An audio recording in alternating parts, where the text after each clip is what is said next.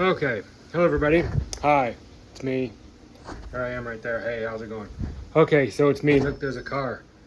I told you I'd do the front end. Let's do the front end. Where's my prop stick? Hold, please. Hold.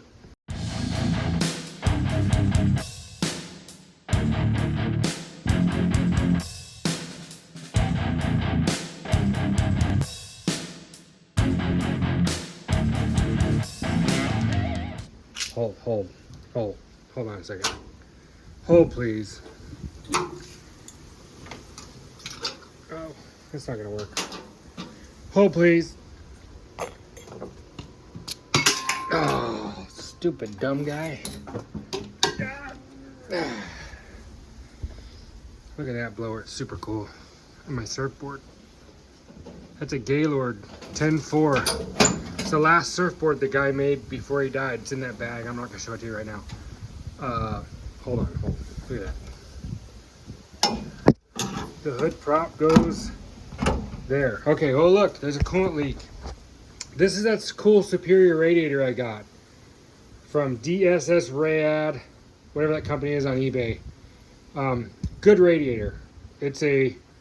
Remember, it's the giant 2 1/8 inch tube squish. This thing was supposed to cool like 800 or 900 horsepower on a 55 Chevy that was on Power Tour like 15 years ago. They've been making this radiator ever since.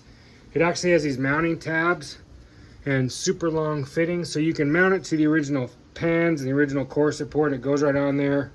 It's in the 6-cylinder position. I have it out here. This thing leaks, and I'll show you why. You see these? That's why, kids.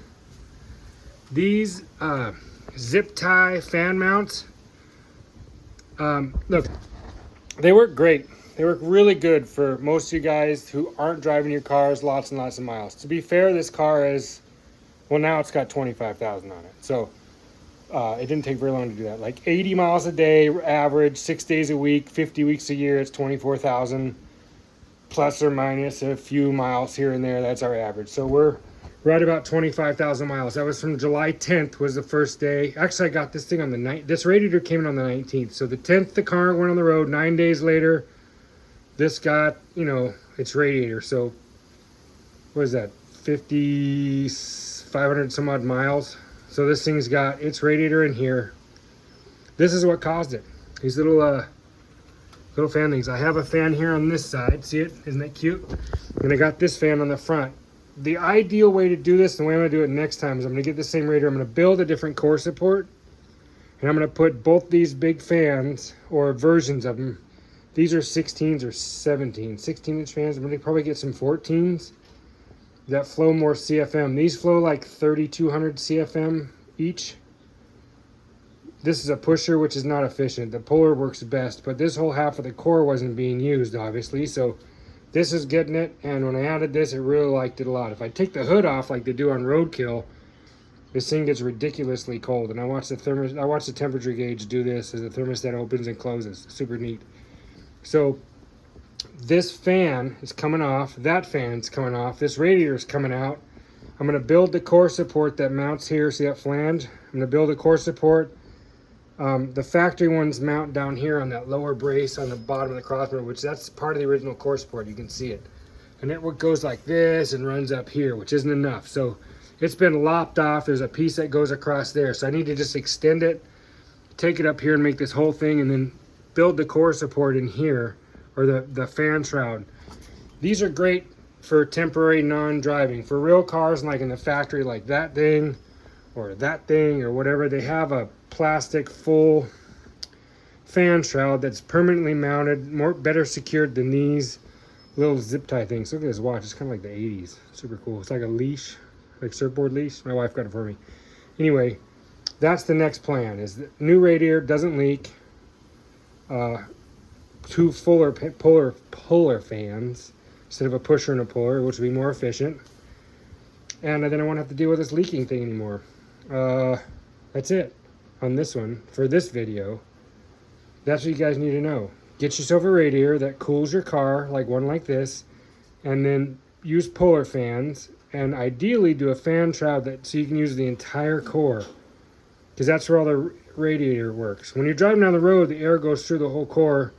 When you're pulling it, from the back, you're only pulling this much of the core. You're only pulling through this whole section. So you're missing this corner, that corner, that corner. And if you only have one fan, this whole side of the radiator sitting in traffic isn't getting any, like there's no airflow going across this. Look at that. That's a whole waste. That's why there's a puller on this side and a pusher on this side. I'll probably get about 30, maybe 40% better cooling with 2 good puller fans that cover the whole core. I'm still going to have this section here if I did that, right? Put one here and put one here. I still have this section here, this corner here, that corner there, this corner, you know, that's not, you know, what's that? Probably 15% or less of the whole core that isn't being getting airflow. But if you use a full shroud, if I cover the whole thing and I force it to pull through, ideally you want like 3/4 of an inch shroud, fully covered, so it forces the air like a funnel to come through the whole core and out the car. And that's the way the factories used to do it. They would do like a plastic shroud and they'd go around like a clutch fan, have that big thing, had that sticker, something that said caution fan or whatever. And really, really smart guys like me and other guys that thought in the old days in the 60s, they'd pull the fan shroud off, they pull the clutch fan off, they put on that stupid flex fan, the single blade or whatever. Even that fiberglass one that was on like the 2-lane blacktop car, they put that on and they get rid of the shroud, and they wonder why. They'd always say, hey, my car's really high strung, that thing overheats in traffic. Well, there's a reason why it overheats. Number one, you're not smarter than the engineer. Number two, you pulled off everything they used to pull the air through the whole thing. So now you're only using where this fan can blow air, a mechanical fan, and those things aren't very efficient. The clutch fan is way better. But the mechanical fan, especially, it's not close enough to the core. If it's too far away from the core, it's not drawing air through the core. If it doesn't have a shroud around it, it can't pull air through the core. And so was it the smart thing to do? No. Like, they ruined perfectly good hot rods that were factory produced, that the testing guys stuck in like the middle of Arizona in 120-degree heat against a concrete wall, and they just let the things run. And they pulled their own air, and those things wouldn't overheat. We're talking like LS6 Chevelle, 450 horse, 425 horse Hemis, you know, stuff like that that had fan shrouds with factory mechanical fans. And then now we got this going on. Look, I mean, look at that, it's a mess. You know what? That's stop leak. That looks terrible. And look, it's dripped down here. It looks so bad. It's even gotten on the front cross. Oh, look at that shock. See that shock right there? That's the next video. We're going to talk about suspension upgrades to the 55, 6, and 7 Chevys with using readily available shocks that'll change the way these things drive, and you'll love it. See you next time. Aloha. Where's my dog? Where is she? There she is, looking at her cute. Hi, Molly. You're so cute. Bye.